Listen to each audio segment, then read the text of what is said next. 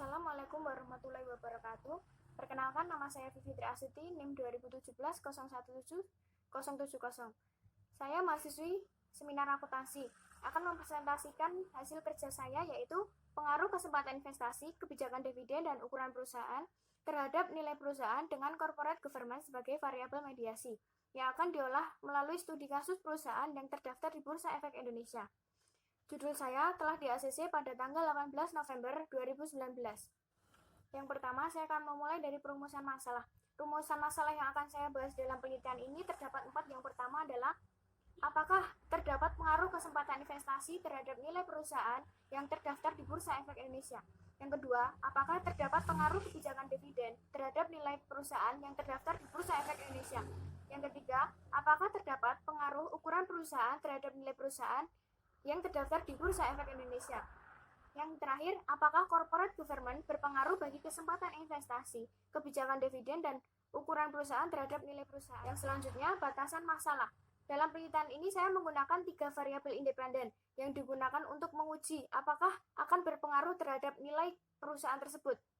Variabel tersebut adalah kesempatan investasi, kebijakan dividen, dan ukuran perusahaan. Selain itu, penelitian ini akan menggunakan dan mengambil sampel yang berfokus pada perusahaan manufaktur yang terdapat di Bursa Efek. Selanjutnya, kajian teori. Yang pertama adalah teori agensi. Teori agensi sendiri merupakan yang digunakan untuk mengetahui hubungan antara pihak agen dan pihak prinsipal yang dibangun dengan tujuan perusahaan yang dapat tercapai dengan maksimal. Yang kedua, teori persinyalan. Teori persinyalan ini membahas tentang adanya informasi di perusahaan agar pihak luar lebih cepat menerima informasi sehingga dapat digunakan untuk pengambilan keputusan berikutnya. Yang selanjutnya, nilai perusahaan. Nilai perusahaan merupakan kondisi tertentu yang telah dicapai suatu perusahaan sebagai gambaran dari kepercayaan masyarakat terhadap perusahaan yang telah melalui suatu proses kegiatan selama beberapa tahun atau sejak perusahaan didirikan hingga sekarang. Meningkat nilai perusahaan adalah sebuah prestasi yang sesuai keinginan para pemiliknya. Karena dengan meningkatnya nilai perusahaan, maka kesejahteraan pemiliknya juga akan meningkat, dan ini merupakan tugas para manajer sebagai agen yang diberi kepercayaan oleh para pemilik perusahaan untuk menjalankan perusahaannya. Yang selanjutnya, kesempatan investasi atau investment opportunity set, yaitu pilihan investasi di mana yang akan datang dan mencerminkan adanya pertumbuhan aktivitas, aktiva, dan ekuitas.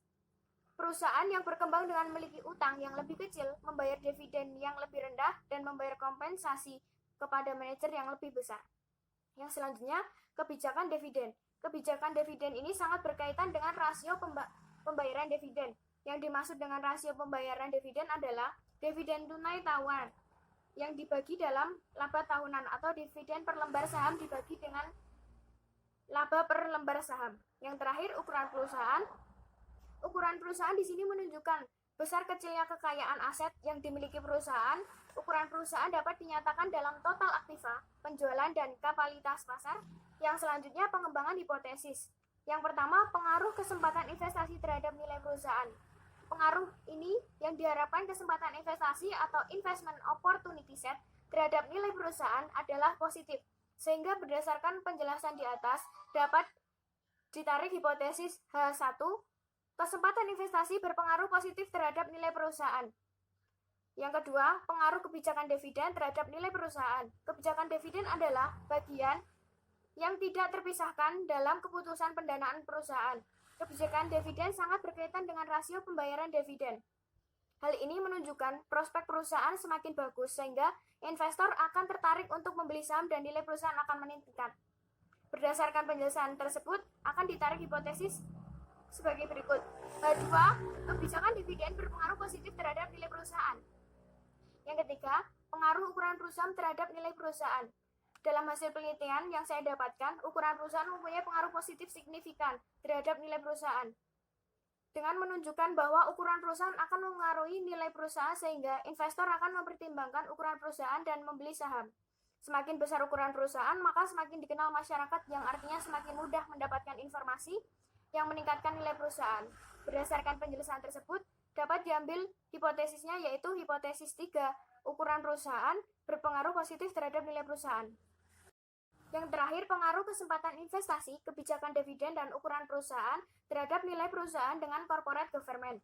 Corporate government di sini tidak hanya penting bagi perusahaan, akan tetapi corporate government berperan penting dalam dunia perekonomian suatu negara.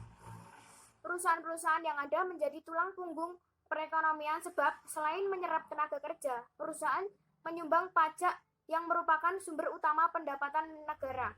Perusahaan yang menerapkan good corporate government diharapkan memiliki kinerja yang maksimal sehingga dapat menghasilkan pajak yang lebih besar bagi negara yang nantinya dapat dimanfaatkan untuk pengguna dan menyatakan bahwa corporate government dianggap menarik bagi banyak orang karena dipercaya dapat memberikan pengaruh yang positif bagi perusahaan dan masyarakat pada umumnya.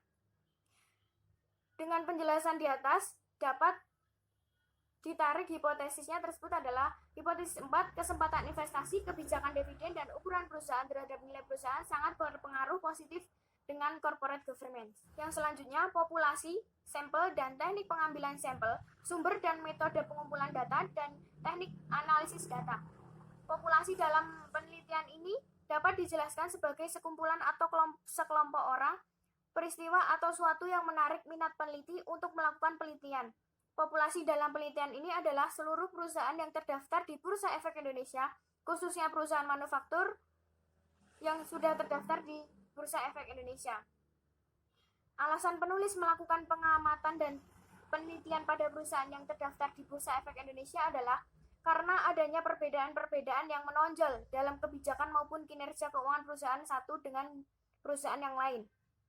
Sedangkan sampel dalam penelitian ini merupakan bagian populasi yang terdiri dari elemen-elemen yang diharapkan mempunyai karakteristik yang sama dalam populasi. Teknik pengambilan sampel yang digunakan yaitu purpose sampling dengan tujuan untuk mendapatkan sampel yang representatif sesuai dengan kriteria yang telah ditentukan. Yang selanjutnya, sumber dan metode pengumpulan data. Sumber data dalam penelitian ini menggunakan data sekunder. Data sekunder yaitu data primer yang telah diolah lebih lanjut disajikan baik oleh pihak lain. Data tersebut diperoleh dari dokumen atau informasi-informasi yang diperoleh langsung pada Bursa Efek Indonesia, ataupun data yang diambil dari data neraca dan laporan laba rugi periode 2016 dan sampai hingga periode 2020 dan sejarah perusahaan dan struktur organisasi perusahaan yang terdaftar di Bursa Efek Indonesia. Teknik analisis data dalam penelitian ini meliputi statistik deskriptif, uji asumsi klasik yang dilakukan sebagai persyaratan untuk melakukan pengujian hipotesis dan pengujian hipotesis menggunakan analisis multiple regresional atau regresi berganda. Pengujian ini dilakukan dengan menggunakan bantuan software SPSS. Data yang diperoleh dan diolah kemudian dihasilkan pengolahan tersebut harus dianalisis agar dapat dikatakan data yang akurat. Sekian presentasi dari saya, kurang dan lebihnya saya mohon maaf. Salam dan bahagia.